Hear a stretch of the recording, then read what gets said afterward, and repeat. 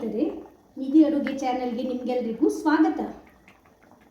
ಇವತ್ತು ನಾವು ಮಂಗಳೂರು ಕಡೆ ಮಾಡುವಂತಹ ಪಾಪ್ಯುಲರ್ ಸೀ ಫುಡ್ ರೆಸಿಪಿ ಬಂಗುಡೆ ಮೀನಿನ ಗಸಿ ಹೇಗೆ ಮಾಡೋದಂತ ನೋಡೋಣ. ಈ ಮೀನಿಗೆ ಮ್ಯಾಕ್ರಲ್ ಅಂತ ಸಹ ಹೇಳ್ತೇವೆ. ತುಂಬ ಟೇಸ್ಟಿ ಹಾಗೂ ಫ್ಲೇವರ್ಫುಲ್ ಆದ ಈ ಮೀನಿನ ಸಾರು ಮಂಗಳೂರು ಕಡೆ ಹೆಚ್ಚಾಗಿ ಕೊಂಕಣಿ ಕಮ್ಯುನಿಟಿಯವರು ಮಧ್ಯಾಹ್ನದ ಊಟಕ್ಕೆ ಮಾಡ್ತಾರೆ. ಇದನ್ನು ಇಲ್ಲಿನ ಲೋಕಲ್ ಲ್ಯಾಂಗ್ವೇಜಲ್ಲಿ ಅಲ್ಲೆ ಪಿಯಾವು ಗಸಿ ಅಂತ ಕರಿತೇವೆ. ಅಲ್ಲೆ ಅಂದರೆ ಶುಂಠಿ ಅಂತ, ಪಿಯಾವು ಅಂದರೆ ನೀರುಳ್ಳಿ ಅಂತ.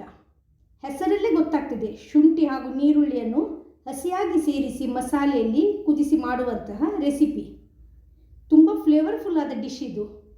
ಬನ್ನಿ ಹೇಗೆ ಮಾಡೋದಂತ ನೋಡೋಣ. ಮೊದಲಿಗೆ ಮಸಾಲೆಗೆ ಕೆಲವು ಸಾಮಗ್ರಿಗಳನ್ನು ಇಲ್ಲಿ ಒಂದು ಪ್ಲೇಟಲ್ಲಿ ತೆಗೆದಿಟ್ಟಿದ್ದೇನೆ.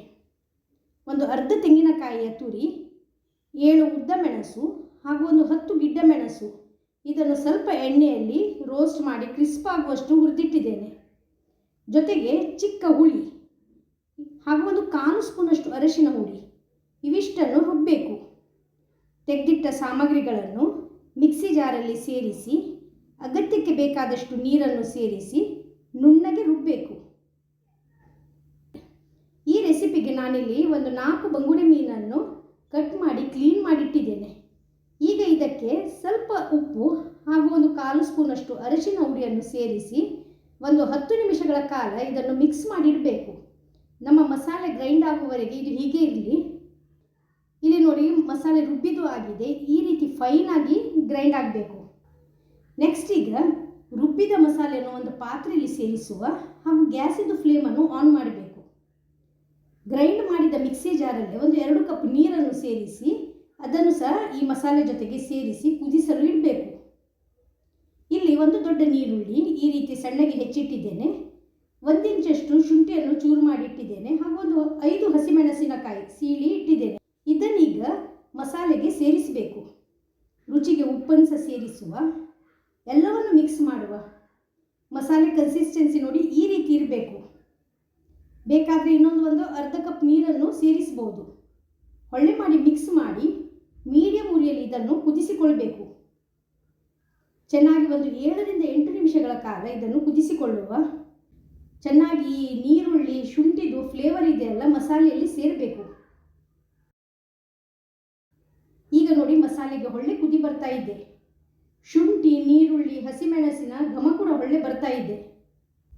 ಈಗ ಇದರಲ್ಲಿ ಉಪ್ಪು ಹಾಗೂ ಅರಿಶಿನ ಹುಡಿ ಬೆರೆಸಿಟ್ಟ ಮೀನನ್ನು ಸೇರಿಸಬೇಕು.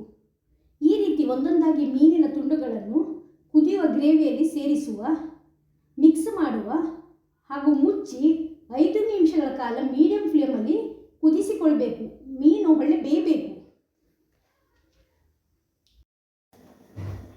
ಈಗ ನೋಡಿ, ಒಂದು 5 ನಿಮಿಷ ಬೇಯಿಸಿದ್ದು ಆಗಿದೆ. ಮೀನು ಚೆನ್ನಾಗಿ ಬೆಂದಿದೆ. ಕುದಿ ಕೂಡ ಚೆನ್ನಾಗಿ ಬರ್ತಾ ಇದೆ. ಮಸಾಲೆದು ಮೀನಿದು ಘಮ ಚೆನ್ನಾಗಿ ಬರ್ತಾ ಇದೆ.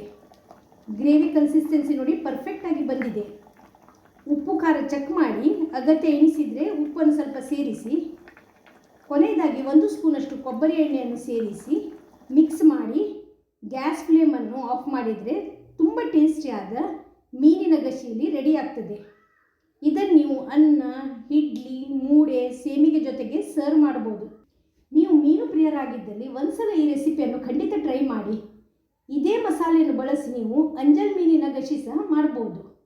ಟ್ರೈ ಮಾಡಿ ಹೇಗಾಗಿದೆ ಅಂತ ನಿಮ್ಮ ಅಭಿಪ್ರಾಯವನ್ನು ಕಮೆಂಟ್ ಸೆಕ್ಷನಲ್ಲಿ ತಿಳಿಸಿ. ರೆಸಿಪಿ ವಿಡಿಯೋ ಇಷ್ಟವಾಗಿದ್ದಲ್ಲಿ ವಿಡಿಯೋಕ್ಕೆ ಲೈಕ್ ಕೊಡುವುದರ ಜೊತೆಗೆ ಚಾನಲನ್ನು ಸಬ್ಸ್ಕ್ರೈಬ್ ಮಾಡಿ, ಶೇರ್ ಮಾಡಿ, ನನ್ನನ್ನು ಸಪೋರ್ಟ್ ಮಾಡಿ. ಧನ್ಯವಾದಗಳು.